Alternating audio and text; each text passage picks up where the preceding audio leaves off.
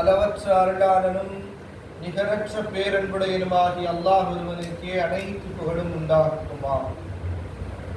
ஈருலக தூதர் கருணை நாயகம் காருண்ய நபிகள் நாயகம் ஸல்லல்லாஹு அலைஹி வஸல்லம் அவர்கள் மீதும் அவர்களுடைய அடிச்சுவடுகளை அப்படியே பின்பற்றிய சத்திய சஹாபாக்கள், சன்மார்க்க தொண்டர்கள், தாபியங்கள், தபர் தாபியங்கள், உலமாக்கள், சுஹதாக்கள், வலிமார்கள், இறைநேசர்கள், குறிப்பாக அல்லாஹுடைய அடியார்களாக இருக்கக்கூடிய நம்மின் மீதும் அல்லாஹுடைய வற்றா கிருபை என்றென்றும் துணி நிலவட்டுமா.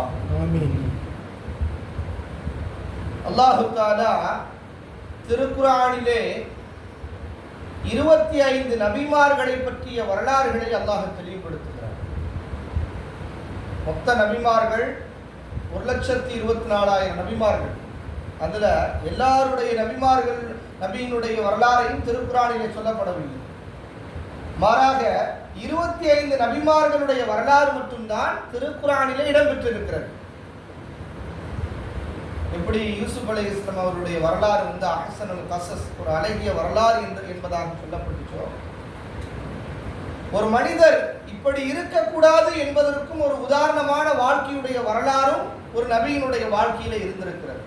அதனால தான் அல்லாஹ் குர்ஆன்ல சொல்லும்போது, நபியே அந்த மீன் உடையவரை போன்று நீங்கள் இருக்க வேண்டாம், அவசரப்படாதீர்கள் என்று நபிகள் நாயகம் ஸல்லல்லாஹு அலைஹி வஸல்லம் அவர்களை பார்த்து ஒரு வார்த்தையை அல்லாஹ் பயன்படுத்துகிறார். கிட்டத்தட்ட சூரா யூனுஸ்ல 109 ஆயத்துகள். இந்த 109 ஆயத்துகளும் என்னங்க, நபி யூனுஸ் அலைஹிஸ்ஸலாம் அவர்களை பற்றிய மிக ஒரு அவர்களுடைய சரிதைகள், அதே போன்று வாழ்க்கையில அல்லாஹ்விடத்துல கோபித்துக் கொண்டால், அதாவது நம்மளுடைய வெறுப்புகளையும் நம்மளுடைய விஷயங்களை வெறுப்பாக காட்டணும் அப்படின்னு சொன்னா அதனுடைய முடிவு எதுவாக போகும் அப்படிங்கிறதுக்கு உலக மக்கள் யாவருக்கும் யூனுஸ் அலைஹிஸ்ஸலாம் அவர்களுடைய வாழ்க்கை ஒரு முன்னுதாரணம். அதாவது இப்படி இருக்கக்கூடாது என்பதற்கு.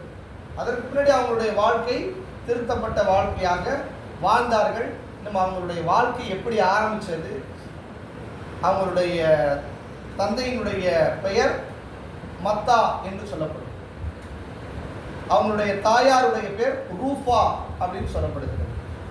இவங்க நைனுவா எனும் நகரத்திற்கு, அதாவது கிட்டத்தட்ட ஒரு 1,00,000 நபர்கள் இருக்கக்கூடிய அந்த இடத்திற்கு நபியாக அனுப்பப்பட்டார்கள். இதுல எந்த அளவுக்குன்னு சொன்னா கிட்டத்தட்ட 30 ஆண்டு காலம் தாவத்து கொடுத்தாங்க. ஒரு நாள் 2 நாள் இல்ல, 30 ஆண்டு காலம் தாவத்து கொடுத்தாங்க. ஏகத்துவத்தை சொன்னாங்க.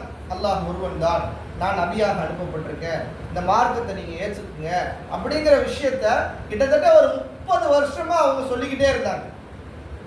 இந்த 30 வருஷத்துக்கு பின்னாடி 2 பேர் மட்டும் இஸ்லாத்துக்கு வந்தாங்க. நபி ஸல்லல்லாஹு அலைஹி வஸல்லம் அவர்களுடைய 63 வருட காலத்தில் லட்சக்கணக்கான, கோடிக்கணக்கான, மில்லியன் கணக்கான அளவிற்கு இன்னைக்கு இஸ்லாம் வளர்ந்திருக்கிறது. ஆனா யூனுஸ் அலைஹிஸ்ஸலாம் 30 வருஷம் தாவத்து கொடுத்து, அது சும்மா இல்லை, ஒவ்வொரு மக்கள்கிட்டையும் கெஞ்சி கூத்தாடி அவ்வளவு சிரமப்பட்டு தியாகம் பண்ணி அந்த நைனுவாவுடைய மக்களுக்கு 30 வருஷ காலம் தாவத்து கொடுத்து 2 பேர் தான் இஸ்லாத்துக்கு வந்தாங்க. பார்த்தாங்க யூனுஸ் அலைஹிஸ்ஸலாம் அந்த மக்கள்கிட்ட, அந்த 1,00,000 மக்கள்கிட்ட, அந்த 1,00,000 மக்களுடைய தலைவராக, அரசராக சுபுலில் என்று சொல்லக்கூடிய ஒரு அரசர் இருந்தார். அந்த மக்களை கண்காணிக்கக்கூடிய ஒரு அரசர். அப்ப இந்த 1,00,000 நபர்கள்ட்ட யூனுஸ் அலைஹிஸ்ஸலாம் அவங்க சொன்னாங்க, நான் 30 ஆண்டு காலம் உங்களுக்கு தாவத்து கொடுத்தேன், உங்கள்ல இருந்து 2 நபர்கள் மட்டும்தான் நீங்க இஸ்லாத்துக்கு வந்திருக்கிறீங்க. இன்னையில இருந்து சரியா எண்ணிக்கிங்க 40 நாள். இந்த 40 நாளுக்குள்ள நீங்க இஸ்லாத்தை ஏற்றுக்கிட்டீங்கன்னா ஓகே. அப்படி இஸ்லாத்தை நீங்க 40வது நாள் நீங்க ஏத்துக்கலன்னு சொன்னா அல்லாஹ் தஆலா உங்கள் மீது, அதாவது தீ பிழம்புகள் உண்டான மழையை இறக்கி வச்சிருவான் அப்படின்னு சொல்லி யூனுஸ் அலைஹிஸ்ஸலாம் சொல்றாங்க. அல்லாஹ்வுக்கு அவ்வளவு ஆற்றல் இருக்கா? உன்னுடைய அல்லாஹ்வுடைய ஆற்றலை நீ எந்த இறைவனை, எந்த அல்லாஹ்வை இறைவன் என்று சொல்கிறாயோ அந்த இறைவனுக்கு அவ்வளவு ஆற்றல் இருந்தால் செய்யட்டும் அப்படின்னு சொல்லி அந்த மக்கள் பேசுறாங்க. யூனுஸ் அலைஹிஸ்ஸலாம் அந்த நைன்வாவுடைய மலையினுடைய உச்சத்தில் போய் 40 நாள், அதாவது சரியா 39 நாள், 39 நாள் உட்கார்ந்துட்டு 40வது நாள் வர்றாங்க. 30 நாளும் என்ன 39 நாள் என்ன பண்றாங்க? நம்ம சொல்லிட்டோம், ஒரு நபியாக இருந்து அந்த மக்களின் மீது சாபம் விட்டோம், நிச்சயமாக அல்லாஹுடைய அந்த அல்லாஹுடைய அந்த சாபம் அவர்கள் மீது இறங்கிடும் அப்படிங்கிற நம்பிக்கையில போய் குன்றில் போய் உட்கார்ந்துறாங்க, மலை குன்றில் போய் உட்கார்ந்துறாங்க. சரியா 40வது நாள் பார்த்தா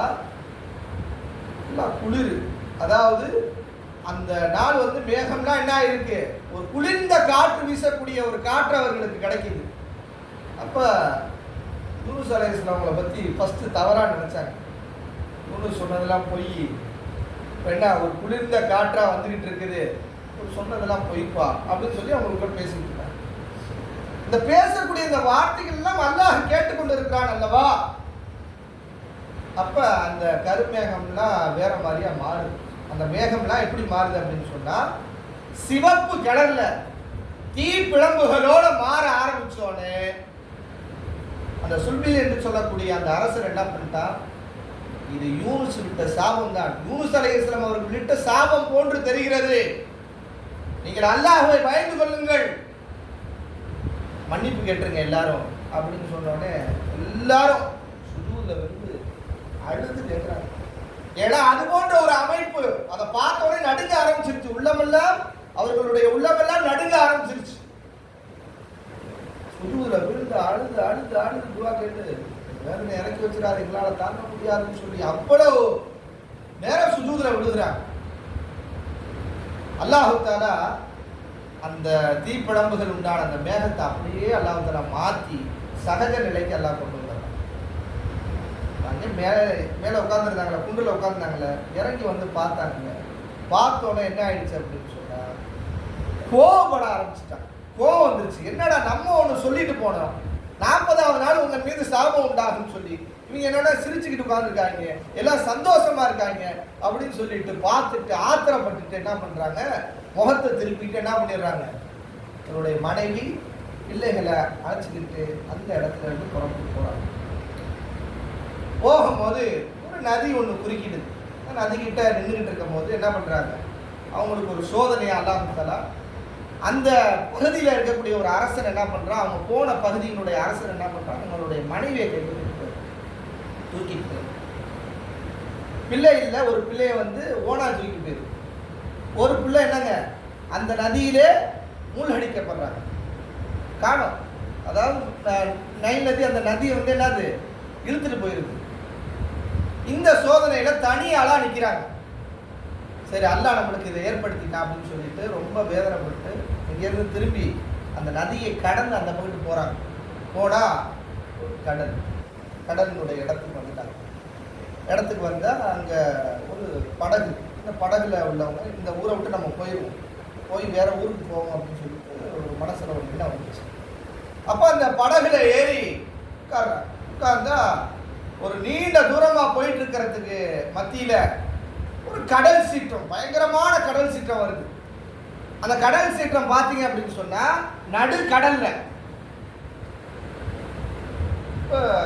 எல்லாம் பேசுறாங்க. அல்லாஹ்வுக்கு விரோதமான முறையில் யாரோ ஒருத்தர் இந்த படகுல இருக்காங்க, யாருன்னு தெரியல. என்ன பண்ணுவோம், சீட்டு குலுக்கி போட்டு பார்ப்போம். நம்மள யாரும் சொல்ல முடியாது, அதாவது நான் தான் அப்படிங்கிறது சொல்ல முடியாது. ஆனால் அவர்களுடைய மனதில் ஓடிக்கிட்டு இருந்தது அந்த சீற்றத்திற்கான காரணம். ஏன்னா அந்த படகுல இருக்கக்கூடியவங்க எல்லாருமே கீழே விழுந்துருவாங்க, அந்த அளவுக்கு ஒரு சீற்றம் இருக்குது. அந்த சீற்றத்தில் யாராவது ஒரு ஆள் கீழே குதிச்சாதான் அந்த சீற்றம் நிற்கும். இது வந்து அந்த காலகட்டத்தில் உண்டான ஒரு மரபு. அந்த படகுல போகும்போது இது மாதிரி ஒரு சீற்றம் ஏற்பட்டுச்சுன்னா அல்லாஹ்வுக்கு விரோதியான ஒரு நபர் அந்த படகுக்குள்ள இருக்காருன்னு அர்த்தம். அப்ப அந்த மரபின் அடிப்படையில் என்ன பண்றாங்க, அவங்களுக்குள்ள பேசும்போது நம்ம எல்லாருடைய பேரையும் எழுதி போடுவோம். இப்போ யாருடைய பேர் வருதோ அவங்கள என்ன பண்ணிடலாம், கடல்ல இருந்து கீழே போட்டுருவோம். இப்போ எல்லாருடைய பேரை எழுதுறாங்க. யாருடைய பேரை எழுதுறாங்க, அப்ப யூனுஸ் அலைஹிஸ்ஸலாம் அவங்களுடைய பேரை எழுதிடுறாங்க. எழுதுனா குளிக்க போறாங்க. ஃபர்ஸ்ட் தடவை பார்த்தா யூனுஸ் அலைஹிஸ்ஸலாம் பேர் வருது. நம்ம யூனுஸ் அலைஹிஸ்ஸலாம் பேர் வருது. என்னது நபி போய் தவறு செஞ்சிருப்பாங்களா? செஞ்சிருக்க மாட்டாங்க. ஏன்னா அவங்க வந்து கோபிச்சுக்கிட்டுலாம் வந்திருக்கிறாங்க. எதுவும் சொல்லாம அந்த மக்களை சந்திக்காம அவங்க சிரிச்சுக்கிட்டு இருந்ததை பார்த்துட்டு கோபிச்சுக்கிட்டுலாம் வந்திருக்காங்க. அல்லாட்டே எதுவும் முறையில எதுவும் பண்ணல. அவங்க பாட்டில் வந்துட்டாங்க. கோபத்தில் வந்திருக்கிறாங்க. முகத்தை திருப்பிக்கிட்டு யூனுஸ் அலைஹிஸ்ஸலாம் இருக்க மாட்டாங்க அப்படின்னு சொல்லிட்டு ரெண்டாவது தடவை குளிக்க போறாங்க. ரெண்டாவது தடவை குளிக்க போட்டா நம்ம யூனுஸ் அலைஹிஸ்ஸலாம் பேரே திருப்பி வருது. இது என்னடா அது 2 தடவை இவங்க பேரே வந்துடுது அப்படின்னு சொல்லிட்டு என்ன பண்றாங்க மக்கள், இல்லை 3வது தடவையா போடுவோம் யாருடைய பேர் வருது பாருங்க. 3வது தடவை போறாங்க. 3வது தடவை யாருடைய பேர் வருது? யூனுஸ்னே வருது. யூனுஸ் அலைஹிஸ்ஸலாம் பேர் வருது. அப்பதான் அவங்க சொல்றாங்க, இது மாதிரி இந்த மக்களுக்கு நான் தாவத்து கொடுத்தேன் 30 வருஷம் காலம், 2 பேர் தான் இஸ்லாத்தை ஏற்றுக்கிட்டாங்க. அவங்க மேல ஒரு தீப்பிழம்புகளை ஏற்படுத்துவான் அல்லான்னு சொல்லிட்டு நம்பிக்கையில நான் வந்து 39 நாள் இருந்துட்டு 40 நாள் போகும்போது அந்த மக்களுக்கு என்னங்க சந்தோஷத்தோட இருந்தாங்க. அதெல்லாம் பார்த்துட்டு நான் அல்லாஹ் மீது கோபித்து கொண்டு வந்துட்டேன் அப்படின்னு சொல்லி என்ன பண்றாங்க அந்த படகுல சொல்றாங்க. நீங்க இந்த சீற்றத்தை கட்டுப்படுத்தணும்னா கண்டிப்பா நீங்க குதிச்சாகணும்னு சொன்னாலும் அவங்கள தூக்கி என்ன பண்ணப்படுது? வீசப்படுது. அவர்களை விழுங்க வேண்டும் என்பதற்காகவே அல்லாஹுடைய கட்டளைக்கு இணங்க ஒரு மீன், அதாவது ராட்சத மீன் சொல்லப்படுது. தௌராத்துல வந்து ரகா அப்படின்னு சொல்லப்படுது. தௌராத்துல இந்த அறிவிப்பு செய்யப்பட்டிருக்கு.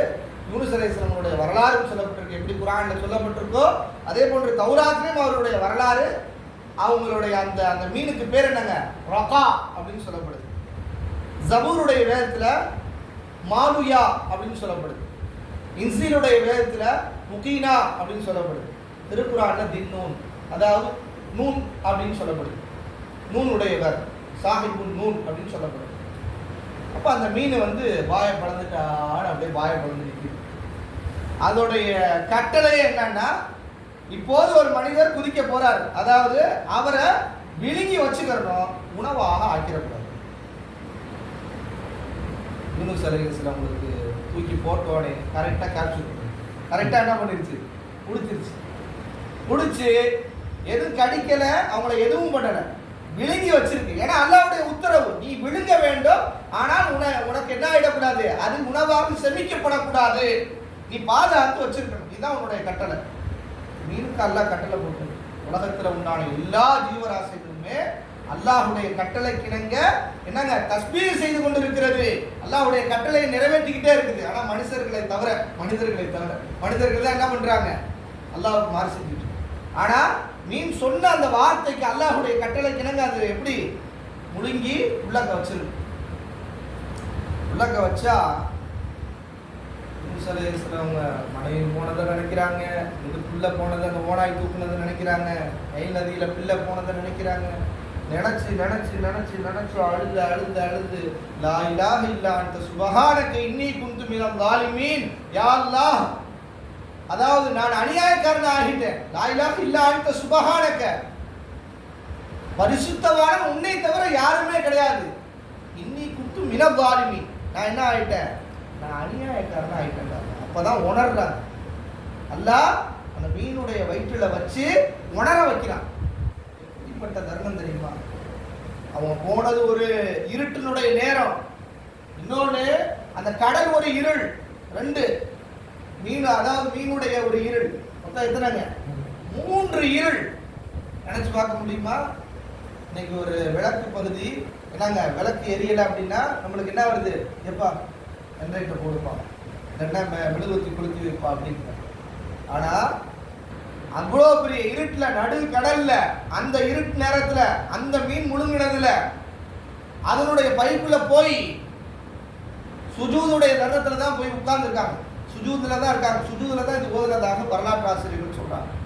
லா இலாஹ இல்லா அன்த சுப்ஹானக இன்னீ குன்து மினல் ஸாலிமீன், லா இலாஹ இல்லா அன்த சுப்ஹானக இன்னீ குன்து மினல் ஸாலிமீன் ஓதிக்கிட்டே இருக்காங்க. அல்லாஹ் குர்ஆன்ல சொல்றான், ஃபல்தகிமுல் ஹூத் வ ஹுவ முலீம், அவர்களை ஒரு ராட்சத மீன் பிடித்து கொண்டது. ஃபலௌலா அன்னஹு கான மினல் முஸப்பிஹீன், அவர் மட்டும் அந்த தஸ்பீஹை ஓதாமல் இருந்திருந்தால் லலபிஸ ஃபீ பத்னிஹி இலா யௌமி யுபஅஸூன், கியாமத் நாள் வரைக்கும் அதுல தான் இருப்பார். அல்லாஹ் கியாமத் நாள் வரைக்கும் அப்படியே வச்சிருந்திருப்பான். ஓதிக்கிட்டே இருந்தாங்கல்ல, அல்லாஹ் இரக்கமானவன், எல்லாம் எப்படிப்பட்டவங்க? எல்லாம் இரக்கவாளர். சரியா 40வது நாள், எந்த 40வது நாள்ல அவங்களுக்கு வேதனை வரும்னு இவங்க சொன்னாங்களோ அல்லாஹ் இங்க ஒரு 40 நாள் இங்க வச்சான். இவங்களுக்கு என்னங்க, இங்க ஒரு 40 நாள். இந்த 40 நாள்ல என்ன பண்ணாங்க? தஸ்பீஹ் ஓதிக்கிட்டே இருந்து 40வது நாள் அல்லாஹ் தஆலா இந்த 40 நாள் பார்த்தீங்க அப்படின்னு சொன்னா, அந்த மீன் வரலாற்று ஆசிரியர்கள் சொல்றாங்க, மீன் 7 கடலை சுற்றி வந்தது. எத்தனை கடலை? இருக்கக்கூடிய எல்லா கடலையும் 7 கடலையும் சுத்தி வந்துகிட்டே இருந்துச்சு. அல்லாஹ்வுடைய உத்தரவு. ரவுண்டிங் அடிச்சுக்கிட்டே இருக்கு. இவரு உள்ளுக்குள்ள இருப்பாரு, ரவுண்டிங் அடிச்சுக்கிட்டே இருக்கு. சமைச்சிடக்கூடாது, உணவாயிடக்கூடாது. சரியா 40வது நாள் ஈராக்கினுடைய தலைநகரம் பக்தாத், அங்கிருந்து ஒரு 170 கிலோமீட்டர் யூப்ரட்டிஸ் நதியினுடைய ஓரமாக இருக்கக்கூடிய ஒரு கடல். அந்த இடத்துக்கு பேரே என்னங்க, மகாமி யூனுஸ்னு சொல்லுவாங்க. இன்னைக்கும் அந்த இடம் அப்படியே இருக்கப்பட்டிருக்கு. அந்த இடம் அடையாளப்படுத்தப்பட்டிருக்கு. மகாமி யூனுஸ்னு சொல்லுவாங்க. யூனுஸ் அலைஹிஸ்ஸலாம் அவங்க இந்த இடத்துல தான் விழுந்தாங்க. மீன் கக்குனுச்சு. கக்கும் போது பார்த்தா முடியெல்லாம் கொட்டி போய் ரொம்ப பலகீனமாகி எந்திரிச்சு நடக்க முடியாம ரொம்ப பலகீனமாயிட்டாங்க. அல்லாஹ் தஆலா குர்ஆன்ல சொல்றா, வஅம்பத்னா அலைஹி ஷஜரத்தம் மின் யக்தீன், அதாவது அவங்களுக்கு ஒரு பாதுகாப்பு கொடுக்கும் விதமாக அல்லாஹ் தஆலா ஒரு இந்த இது இருக்குல்ல,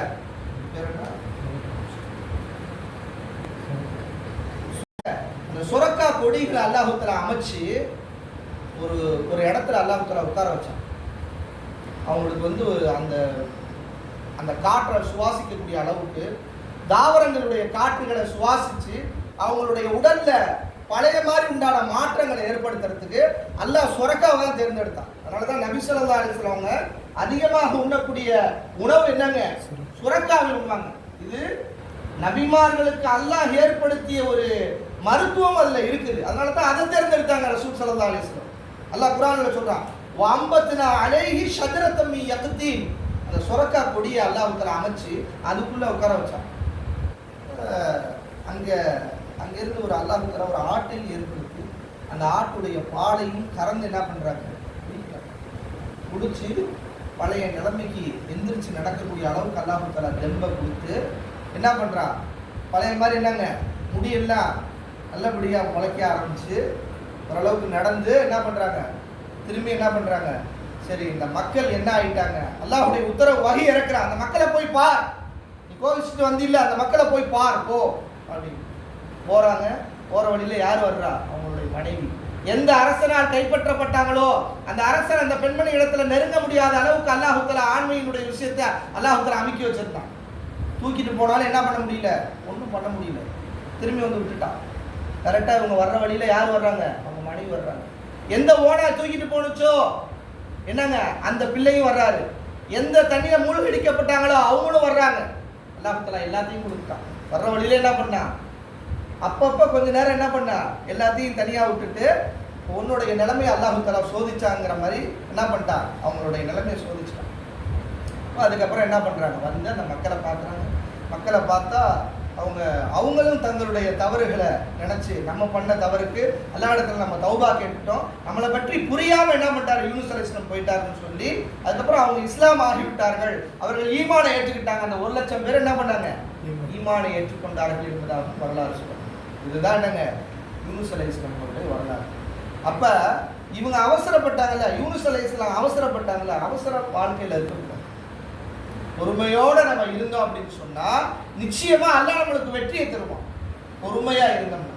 அதனாலதான் ஒரு இடத்துல அல்லாஹ் தஆலா, நீங்க யார் மாதிரி இருக்க வேணாம், யூனுஸ் அலைஹிஸ்ஸலாம் அவசரப்பட்டாரே அவரை போன்று நீங்கள் அவசரப்படாதீங்க நபியே அப்படின்னா. அதனாலதான் ரசூல் ஸல்லல்லாஹு அலைஹி வஸல்லம் எல்லா நபிமார்களுடைய அந்த வாழ்க்கையிலையும் பார்த்தீங்கன்னா தன்னுடைய சமுதாயத்தவர்களை சபிச்சிருக்காங்க. நூஹ் அலைஹிஸ்ஸலாம் சபிச்சிருக்கிறாங்க, லூத் அலைஹிஸ்ஸலாம் சபிச்சிருக்கிறாங்க, யூனுஸ் அலைஹிஸ்ஸலாம் சபிச்சிருக்கிறாங்க. நபிமார்கள் நிறைய நபிமார்கள் சபிச்சிருக்காங்க. ஆனா சபிக்காமல் இந்த உலகத்துல ரசூல் ஸல்லல்லாஹு அலைஹி வஸல்லம் தான் என்ன பண்ணாங்க, தன்னுடைய உம்மத்துகளை துஆ செஞ்சாங்க. என்னுடைய உம்மத்தை ஒரே தடவையா அழிச்சிடாத, என்னுடைய உம்மத்துகளை என்ன பண்ணு, நீ பாதுகாத்து வை, என்னுடைய உம்மத்து தான் முதலாவதாக சொர்க்கத்துக்கு போகணும் அப்படின்னு சொல்லி அல்லாஹ் இடத்துல முறையிட்டாங்க. அதே போன்று சொன்னாங்க ரசூல் ஸல்லல்லாஹு அலைஹி வஸல்லம், என்னுடைய உம்மத்து தான் முதலாவதாக சொர்க்கம் போகும். அவங்க அழிக்கப்பட மாட்டாங்க. ஒரே தெரியா அழிக்கப்பட்டது போன்று அழிக்கப்பட மாட்டாங்க. கொஞ்சம் கொஞ்சமாக பிடிப்பான் அல்லாஹ். ஆனால் அந்த பிடி எப்படிப்பட்டது? இன்ன பத்ஷ ரப்பிக லஷதீத், ரொம்ப கடுமையான பிடி. அல்லாஹ் சிலர்களெல்லாம் விட்டு வச்சிருக்கேன்னு நினைக்கிறானா? இன்னைக்கு இஸ்லாமியர்கள் வந்து வேதனைப்படுத்தப்படுறாங்க, கொடுமைப்படுத்தப்படுறாங்க, சில இடங்களில் அடிக்கிறாங்க, வடநாடுகள்லாம் போட்டு அடிக்கிறாங்க. எல்லாம் ஒரே வார்த்தை தான், அவர்களை நாம் பிடிக்கவில்லை என்று அவர்கள் நினைக்கிறார்களா? அவர்களுக்கு உண்டான காலகட்டம் வரைக்கும் அவர்களை விட்டு வைப்போம். நிச்சயமா மறுமையில நம்ம விட மாட்டோம். நிச்சயமா அவங்களுடைய பிடி மிகவும் கடுமையானது. இந்த உலகத்திலையும் பிடிச்சிருவான், அன்னைக்கு மறுமையிலும் பிடிப்பான். ஆக கண்ணியத்திற்குரியவர்களே, அல்லாஹ் தஆலா இந்த யூனுஸ் அலைஹிஸ்ஸலாம் அவர்களுடைய அந்த வரலாறின் மூலமாக நம்முடைய வாழ்க்கையிலும் அல்லாஹ் தஆலா படிப்பினை தருவானாக. வாஹிரு தஅவானா அல்ஹம்துலில்லாஹி ரப்பில் ஆலமீன். அஸ்ஸலாமு அலைக்கும் வரஹ்மத்துல்லாஹி வபரகாத்துஹு.